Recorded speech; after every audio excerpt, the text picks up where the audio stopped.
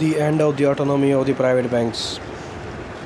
By July the year 1935, the Kuomintang had completely endowed private banking in China. All assets and resources of privately owned Chinese banks and the major banks of China were at the disposal of the Chinese government as they had become the majority shareholder of each bank in China. The Chinese nationalist government didn't waste a second and immediately started using all resources of the Chinese financial sector to finance the government's of its expenditure.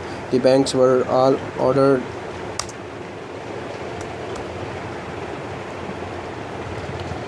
orders to buy more government bonds and to lend more money to the Chinese government despite having all the resources of the largest bank of China.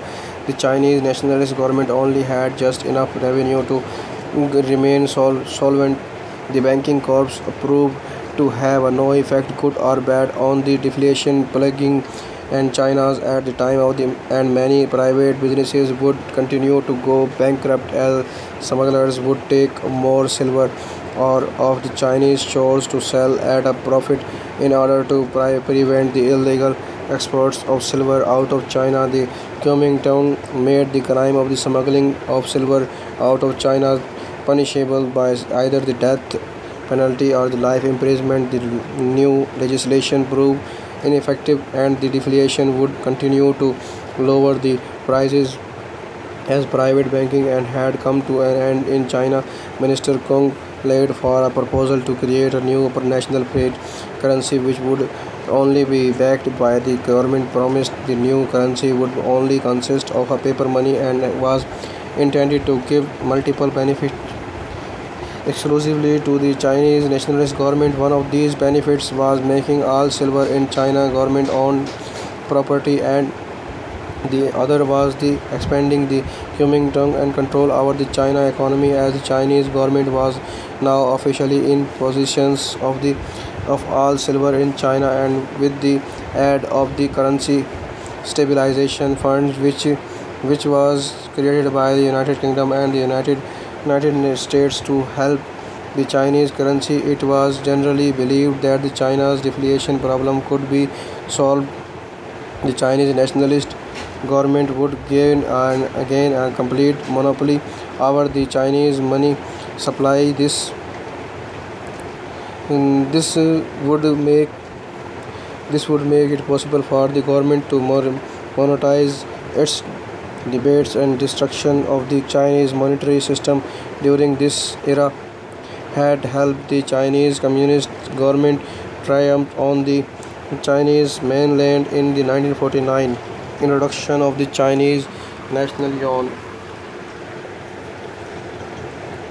A banknote of the 10 yuan issued by the Central Bank of the China in the year 1937 following the 1935 currency reforms of the government of the Republic of China, introducing the FEBI and the November of the 1935 to December 1936. The three officially sanctioned note issued banks issues the new paper currency. The FEBI was completely detached from the silver standard, and the central government of the Republic of China enacted these currency reforms to limited currency issuance to the three major government-controlled banks and the banks of China: Central Bank of China, Bank of Communication, and later the former Bank of China. Chinese banks were required by government mandate to hand in all their current silver reserve in return for the newly introduced FEBI. This was primarily done by the government in order to supply the silver of that the Chinese government owed to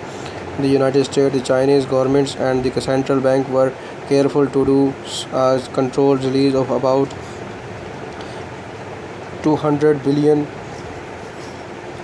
2 billion yuan worth of the new FEBI banknotes. This was done in order to prevent inflation, and the government had taken many precautions to distribute these banknotes both gradually and fairly. In the first few months following the release of the FEBI banknotes, and the Chinese government did this to wait to see whether these Chinese public would place their trust in the new ununified Chinese currency.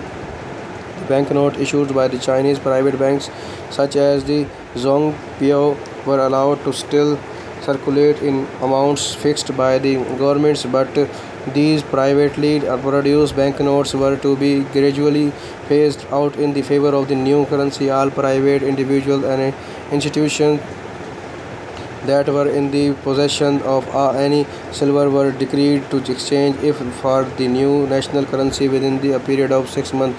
The new currency decree also contained languages that was intended to preserve that confidence that the general populace held to the newly established currency. It contained a decree of that the promise the establishment of a new currency stabilization fund that would purchase or sell foreign exchange in an attempt to keep the exchange rate between the new Chinese yuan and the foreign currencies quite constant.